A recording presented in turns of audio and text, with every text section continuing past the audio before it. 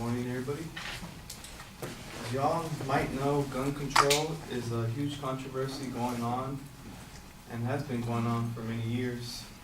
But due to the most recent events that have been happening between the U.S. and Mexico, this debate has been resurfacing.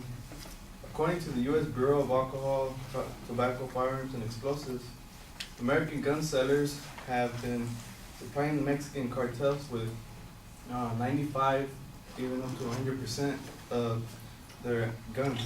Thousands of weapons ranging from handguns, semi-automatic rifles, and all the way up to high-powered military firearms. This shows that Gun Control Act must have stricter laws that prevent weapons from getting in the hands of violent cartel members. Just imagine a U.S. weapon being purchased knowing that it will be used to hurt or even kill somebody. By a show of hands, how many of you guys own a firearm? Nice, okay. By a show of hands, how many of you know somebody that owns a firearm? Alright. Okay, now I'm going to first relate to you all the current issues that are going on between the Gun Control Act and the Mexican cartels. Then I'm going to explain how many citizens feel that this is affecting our rights. And lastly, what we can do to prevent this issue. Let me start off by giving a brief summary of the Gun Control Act. The Gun Control Act of 1968, better yet known as the GCA, was enacted on October 22nd of 1968. It's a federal law in the United States that regulates the firearms industry and firearms owners. It primarily focuses on regulating interstate commerce and prohibiting interstate firearms transfers except among licensed manufacturers, dealers, and importers. This law was the first direct approach in eliminating certain types of people of getting possession of a firearm or purchasing a firearm. People such as anyone who is under 18, except with the written permission of a parent or guardian. Anyone who has been convicted of a crime, imprisonment that is more than a year, excluding the crime committed in the regulations and business practices. Anyone who has been convicted at a state court or punishable by 2 years, fugitive from justice, anyone who is an unlawful user or addicted of controlled substance, anyone who has a mental defect or has been committed to a mental institution, anyone who is here illegally or unlawfully in the United States, anyone who is discharged from the U.S. forces or dishonorable conditions, anyone who has been convicted of domestic violence. Pretty much you basically have to have a clean record and not be mentally ill in order to possess a firearm. 1993, the Brady Bill was passed as an amendment to the GCA, which forces licensed gun dealers to do background checks before purchasing a firearm. Even with the Gun Control Act and the Brady Bill, there are still loopholes within the federal law that allows unlicensed private gun dealers to sell firearms without performing background checks. This allows gun traffickers and the Mexican cartels to prosper in the black firearm market. A great example of one of these is states that have lenient gun laws, such as Texas and Arizona. Both of these states still continue to allow private sellers to sell without background checks. The gun shows that are held in these states are a huge attraction and bring in thousands of people, and is also one of the main sources of guns recovered in the crime of Mexican cartels. Here's a quote from Kathleen Kennedy, a member of Kennedy family and the chair of the nonprofit American Bridge Organization. The bloody Mexican war is being fueled by the American guns. Another example of this situation was done through an undercover sting operation where New York officials went to Phoenix, Arizona at a gun show, and they purchased semi-automatic handguns to them. Even after they told the sellers that they probably couldn't even pass the background check, the private sellers didn't really seem to care as much. But knowing that it is a federal felony due to the situation of the undercover stating that they probably want to pass a check, it was pretty awkward. Even New York City Mayor Michael Bloomberg said the sellers were willing to break the law and endanger their fellow citizens just to make a quick sale. This is just one out of the many examples that occur at gun shows, and it is no wonder why so many corrupt gun dealers allow guns to move freely throughout the borders. And with so many firearms crossing the border, it is no wonder why we have such a big issue. Now that we are familiar with the GCA and its little impact on the Mexican cartels, I will briefly explain why U.S. citizens feel affected as well. Even though this is a big problem for Mexico and the U.S., many U.S. citizens are opposed to laws that prevent them from possessing a firearm. They feel that they have the right to possess a firearm anywhere and any time. So the GCA sparked controversy between U.S. citizens and politicians. Many Americans feel that the GCA is a violation to their Second Amendment, which is the right, which protects the right to keep and bear arms. This controversy has been going on since the GCA was passed. Yes, it's true, the citizens do have a right to protect themselves, but at the same time, citizens need to understand that it is a big responsibility to carry a firearm.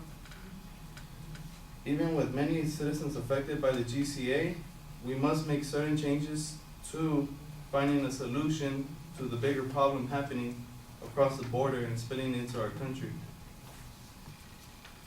On an online CNN article published by Kathleen Kennedy and Paul Heck, we need to prevent Mexican criminals and traffickers who supply them from buying guns by changing our gun laws and strengthening U.S. law enforcement's ability to crack down on corrupt gun dealers. By this, it means that we need to have stricter laws on gun dealers, mostly referring to private gun dealers. I believe thousands of guns can be prevented from getting in the hands of cartel members by simply having more regulations on sales. If background checks were mandatory on all sales, this could easily help resolve the issue. Another big solution that can be done is undercover stings, where undercover officials can arrest private gun dealers. This will not only capture many corrupt gun dealers, but it will also scare them into obeying the law as well. Now, I know this will not completely fix the problems, but it will drastically help reduce crime rates relating to the Mexican cartels. With these changes, I'm not trying to take away the firearms from our law-abiding citizens. I'm just simply trying to resolve the problem from the source.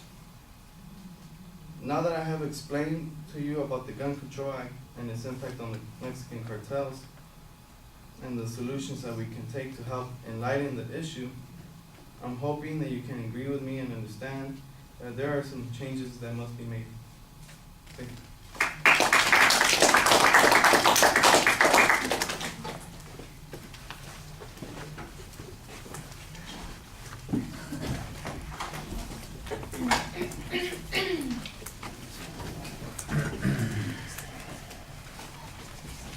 All right, Sari, what did you think? I think that he had a good opening because it went straight into kind of like a visual kind of story, and it got our attention. And his topic was very clear in the beginning. I was a little bit confused on at first, like if he was for guns or not, because he didn't really specify it until he was pretty far into the body. He didn't make it too clear as in like the organization, just because the first topic was I got GCA cartel, but then the next one was drug cartel. He did have good information to help persuade, although I didn't feel like he was trying to persuade until the very end. And then just try not to read off of your note cards. Okay. Well, let me agree with a couple of things here. I think that it was hard to figure out at the beginning of the speech where you were headed with this. I mean, I knew what the subject was, but I didn't know what your point of view was, what I was going to be hearing for. And even though you have a good structure, you set up in the preview the structure, none of the supporting points at the beginning seem to suggest a particular point of view. They just seem like they're labels for the supporting points. Now, as it goes along, I agree, it got clearer and clearer. And in fact, at the end of the speech, in the summary, I think you did a much better job of kind of explaining, here's the point that I'm trying to make, and here's the goal that I want you guys to share, having spoken about this. And I think that helps a lot. I mean, I think the last 2 minutes of the speech really rescues some of the stuff that's happening earlier, because it's all we're getting a whole bunch of background information on the Gun Control Act and the Brady Bill and all those kinds of things,